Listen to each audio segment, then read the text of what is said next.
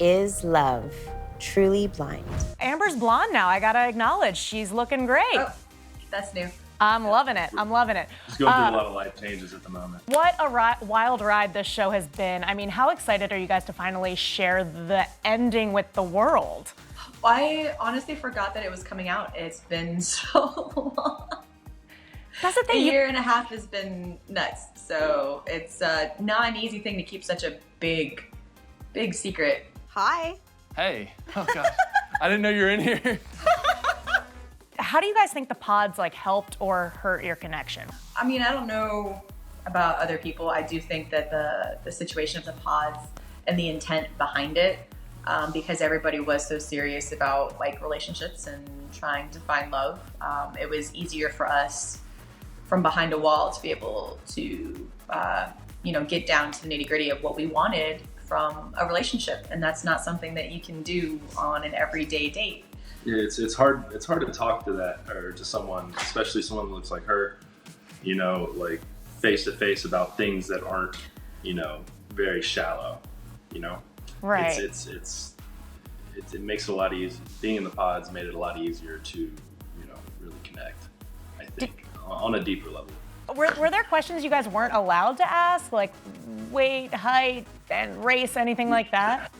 I think you could have asked whatever you wanted to. There were really no guidelines for things that were taboo to say. It's just that I think the point of the experiment was to avoid trying to figure out what people looked like, because that might have led you into, the same mistakes the same shallow mistakes that you had made in dating before. So I tried not to ask, but when somebody, you ask about somebody's hobbies and what they did as a kid, and they say, I'm a baseball player, you can't help but physically kind of grasp an idea of what they look like. And It was actually one of the other girls were the ones that told me how tall you were, because I had no idea.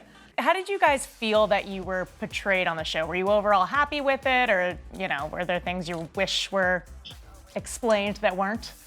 I think because it was just 10 episodes, it was really hard to cut it down. And I know Matt and I, like individually, just as far as we're concerned, we both have really big personalities. So I think it was easy for a lot of people to miss things about our personalities. So it was a very limited perspective about what people were seeing of us. Yeah, I feel like a lot of the we're both very jokey. We both love having fun, and I think that a lot of that got missed. At least. Yeah, I think. It's there's such short episodes. It's hard to see and catch all of the serious conversations that we had about our future life and our interests and hopes and dreams, etc. And I think because of a lot of that, they see such a smaller perspective of that. And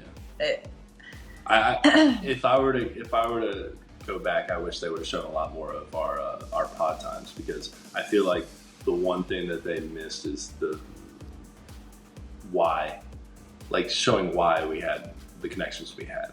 Because I feel like I know that I came off having 3 connections, pretty strong connections, and I feel like nobody really understood why that was. So one of those connections being Jessica, who I think is getting the most flack from the internet. Now that you're watching the show, how do you guys feel about all the criticism that she's getting, and do you think it's valid?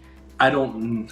So when we were filming, I didn't know I didn't know that we had any issues. Basically, like I think we were kind of in our own little world. Me and Amber were, and so we weren't really focused on other people's relationships that much. We weren't really focusing. Like I know that Amber had talked to Mark a couple times, and I had a couple conversations with Jessica, obviously, as you saw. But I never thought of it as anything other than like a friendly conversation, like we were friends, because we did have a pretty strong friendship started in the pods. And so I don't know necessarily if she deserves all the flack or anything like that, but I haven't really talked to her since the show ended, or since filming ended, so I don't know.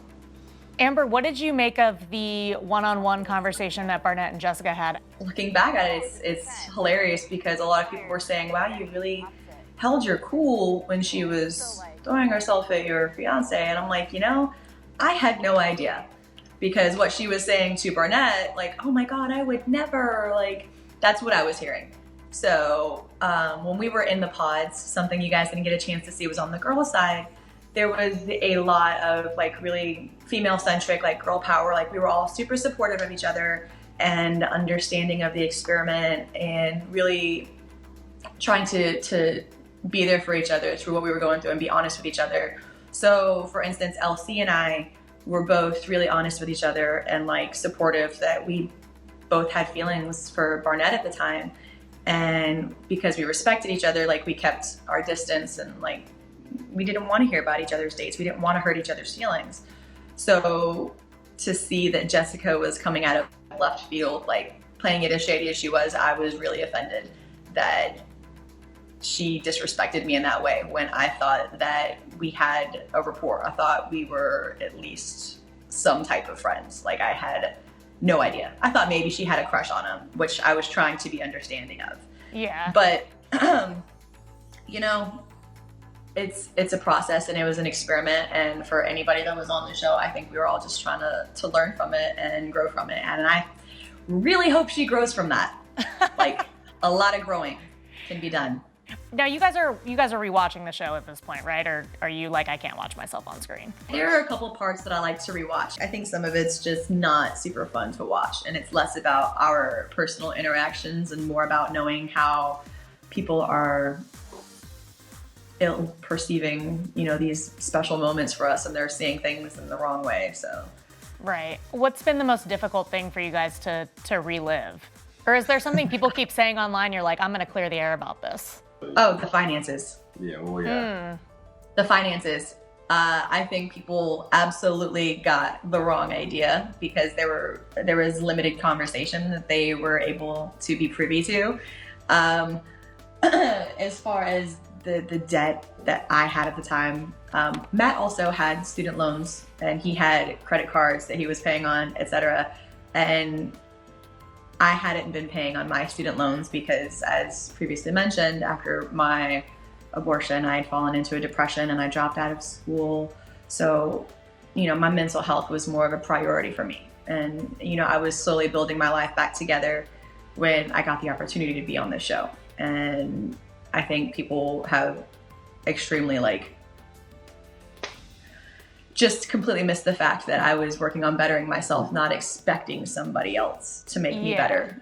Matt and I were and always had agreed to be in a partnership where we both put in work and build together. And the stay-at-home mom thing is a goal, not an expectation. And there are a lot of people saying that I expect that as an easy way out. And I don't know if you guys have met this man, but if he has children, they are going to be more than 2 handfuls. Yes. So not an easy job I'm undertaking here. We just found out you guys are doing a reunion. A reunion is happening. So have you guys filmed that yet? And what can you tease about what to expect? I think the reunion will be interesting for everybody to see. It'll be a fun times. I know I personally got closure from that, so take from that what you will. I got closure too. So much closure.